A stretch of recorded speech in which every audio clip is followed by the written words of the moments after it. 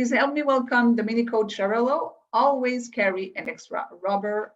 Always carry an extra rubber. Domenico Ciarello. Well, I can first say welcome and fellow Toastmaster welcome guests. I've already achieved my objective because I saw all the smiles on your face when Danielle read the title of my speech. So thank you very much. Good evening. So since my project is all about humor and sharing humorous stories, I figured I'd start off with some cycling jokes to break the ice. So I go cycling with my barber all the time. And you know, we're out for a spin and he always beats me to the finish line. You know why? Because he cuts corners. What is the hardest part of cycling? Everybody asks me, Dominic, how do you do it? 50, 70, 100 kilometers a day. What is the hardest part of cycling? The pavement?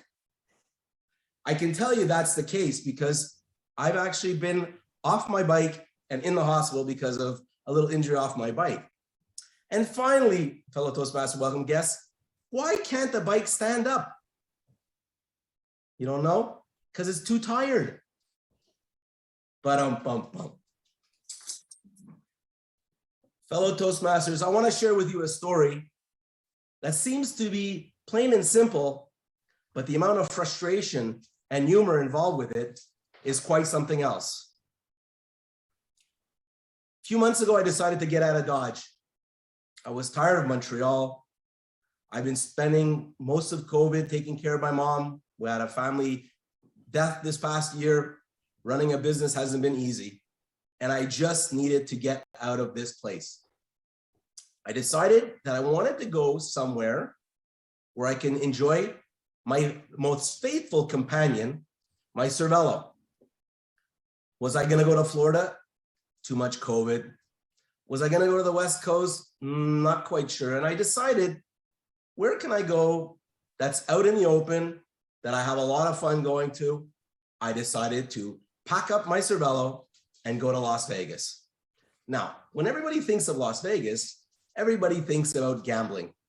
Probably the last thing that I want to do when I go to Vegas. I love to watch the people. I love the buildings. Luckily, I have some friends that play for the Vegas Knights, but I really wanted to go there and enjoy cycling. Now, you'll probably say to yourself, what? Cycling in Las Vegas? All those cars, all those people? You'll have no time and no space for cycling. Well, fellow Toastmasters and welcome guests, you're completely wrong. COVID has made cycling in Las Vegas so fun. How can I actually navigate the 12 kilometers of Las Vegas Boulevard from the Excalibur to the Stratosphere? Very simple. You go at 6 o'clock in the morning when there are no cars. Now you say to yourself, are you crazy to drive in 6 o'clock in the morning?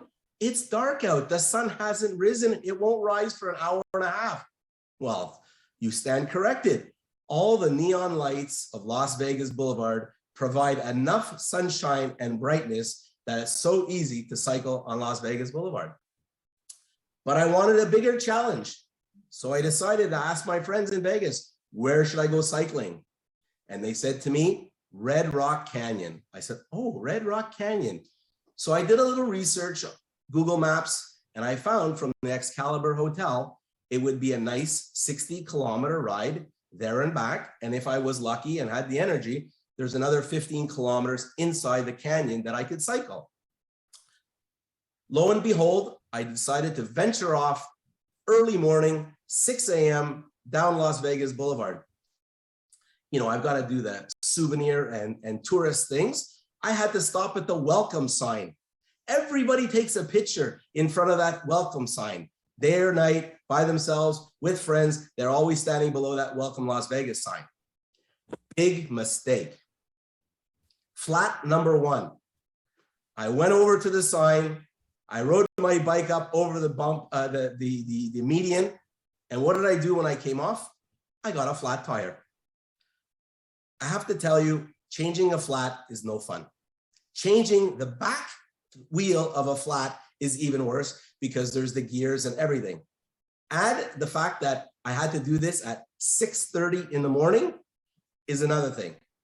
So my ride to Red Rock Canyon started off all wrong. It's okay, I had extra inner tubes inside my carrying case. So I make it up from the sign, probably about 20 kilometers away. And I ride over something. And I'm like, what did I ride over? I rode over a battery pack, flat number 2. This time it was the front wheel. Not so bad, off and on, 10, 15 minutes, back on the road. I continue up to Red River Canyon and I finally get there. I get close to the gate and someone says to me, you can't go in. And I'm like, what do you mean I can't go in? Well, there was unfortunately a shooting this morning and there won't be any access to the national park all day long. So here I am, 30 kilometers into my ride, I decide to head home. I head home and now I'm at a 40-kilometer distance and I drive over a pine cone, flat number 3. Oh my God, I have never had 3 flats in a ride. Here I am, 20 kilometers away from Las Vegas. I can see all the skyline of the buildings. I have this audacious task of getting back to Las Vegas. I'm watching the road diligently. Don't drive over a rock. Don't drive over a pine cone. Don't drive over a piece of glass. Don't. I couldn't believe I was fighting my way this last 20 kilometers. 2 things were going to happen. The optimistic said, I'm going to make it. There's no way I can get 4 flats. And the pessimistic said, hopefully my phone doesn't run out because I'm going to end up calling Uber. The universe decided that it wanted to be nice to me. It brought me to Las Vegas. It brought me to the Excalibur Hotel. Fellow Toastmasters, I have never used that much rubber on a ride in my life. But it leads me to tell you that one thing, whatever happens in Vegas stays in Vegas. And in my case, it must be true because since that time, I've ridden several thousand kilometers and I've never had a flat since. Thank you very much. Thank you very much, Domenico. Please take 1 minute to send your comments directly to Domenico.